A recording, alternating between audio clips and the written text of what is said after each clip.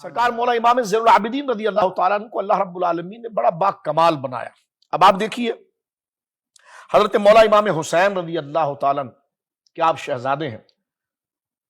اب اس کو اگر تھوڑا سے پیچھے سے اگر دیکھا جائے تو بات بڑے کمال کی ہے۔ سرکار فاروق اعظم رضی اللہ تعالیٰ عنہ کے دور میں جب فتوحات کا سلسلہ تھا اور بڑی بڑی سلطنتیں اسلام کی قوت و شوقت کے سامنے زیر ہو رہی تھی، اس میں قیصر روم ہو یا کسریٰ بن ہرمز کی اس حکومت فارس کی حکومت ہو، سرکار دو عالم نے غزوہ خندق کے وقت ہی فرما دیا تھا اس چٹان کو توڑتے ہوئے کہ اللہ رب العالمین نے ان ممالک کی فتوحات اور بشارت مجھے عطا فرمائی، اور وہ بشارت جس ذات پر مکمل ہو رہی ہے وہ میرے آقا سرکار فاروق اعظم حضرت عمر بن خطاب رضی اللہ تعالیٰ کی ذات گرامی۔ حضرت عمر رضی اللہ تعالیٰ کے دور میں جب فارس کی حکومت جو اس وقت کا سپر پاور یعنی پرشین امپائر جب ٹوٹا تو کسریٰ کی جو 3 بیٹیاں تھیں شہزادیاں وہ باندی بنا کر لائی گئی، قیدیاں بنا کر لائی گئی، لیکن ظاہر سی بات ہے وہ ایک عظمت والے خاندان کی تھی۔ حضرت فاروق اعظم رضی اللہ تعالیٰ کے دور میں ان تینوں نے اسلام کو قبول کیا اور حضرت فاروق اعظم رضی اللہ تعالیٰ نے ان تینوں کو تقسیم کیا۔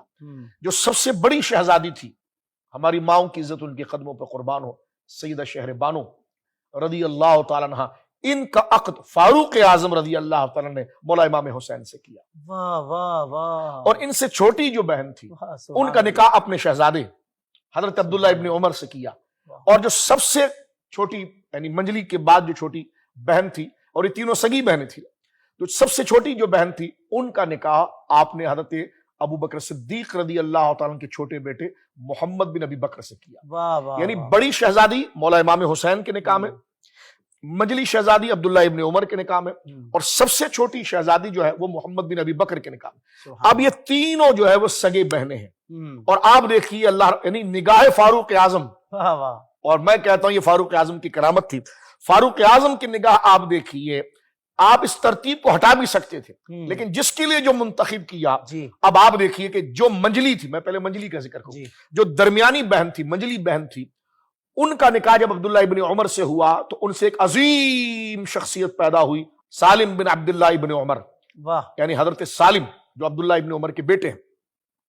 اور جو سب سے چھوٹی بہن تھی ان کا نکاح آپ نے محمد بن ابی بکر سے کیا۔ ان سے کون پیدا ہوئے؟ امام جعفر صادق کے نانا حضرت قاسم بن محمد۔ اور پھر مجھے کہنے دیجئے کہ جناب جو بڑی بہن سیدہ شہر بانو رضی اللہ تعالیٰ عنہ کا نکاح فاروق اعظم نے امام حسین سے کیا، ان کے صدف اقدس سے حضرت امام زین العابدین پیدا ہوئے۔ سبحان اللہ۔ آپ دیکھیے کہ نسل کن سے چلی ہے؟ حسینی سادات کی، امام زین العابدین سے۔ جی۔ تو نگاہ فاروق اعظم اس چیز کو دیکھ رہی تھی اللہ کہ یہ شرف اللہ نے میرے حصے میں رکھا ہے کہ اہل بیت کی ابتدا جن سے ہو رہی ہے حسینی سادات کی، وہ امام زین العابدین ہے۔ تو اس کنیکشن کو جوڑنے والے حضرت فاروق اعظم ہے۔ تو ذرا زبان تھام کر، زبان بند کر کے اور دلوں کو تھام کر اس بات کو سنو، اور اس بارگاہ میں دریدہ دہنی کر کے اپنی قبروں کو کالا نہ کرو۔ فاروق اعظم رضی اللہ تعالیٰ عنہ اہل بیت کا پہلا پودا لگانے والے ہیں، واہ واہ سبحان اولاد رسول کا پہلا پودا لگانے والے۔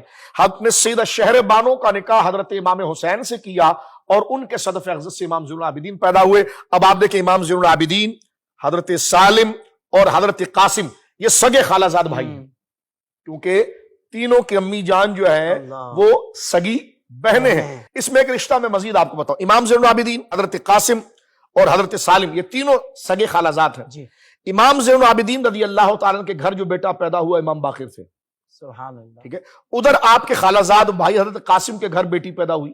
امام زین العابدین خود چل کر گئے اور کہا میرے بھائی قاسم تیری بیٹی میری بیٹی ہوئی، واہ واہ، میں اپنے بیٹے باقر کا نکاح کرتا ہوں۔ وہ نکاح کیا، وہاں سے امام جعفر صادق پیدا ہوئے۔ سبحان تو اللہ۔ اب آپ دیکھیں یہ پورا سٹرکچر، آپ دیکھیں یہ سرکار فاروق اعظم کی آپ کی نگاہ ولایت کے سامنے سارا منظر ہے، اور اس سے رشتہ داریاں کتنی محبوب ہے وہ بھی سامنے آ جاتی ہے۔ امام جعفر صادق رضی اللہ عنہ اسی لیے بار بار کہتے تھے کہ میں قیامت کے دن اپنے نانا حضرت ابو بکر سے 2 دفعہ پکارا جاؤں گا، اور اپنے باپ یعنی اپنے دادا علی سے 1 دفعہ پکارا جاؤں گا۔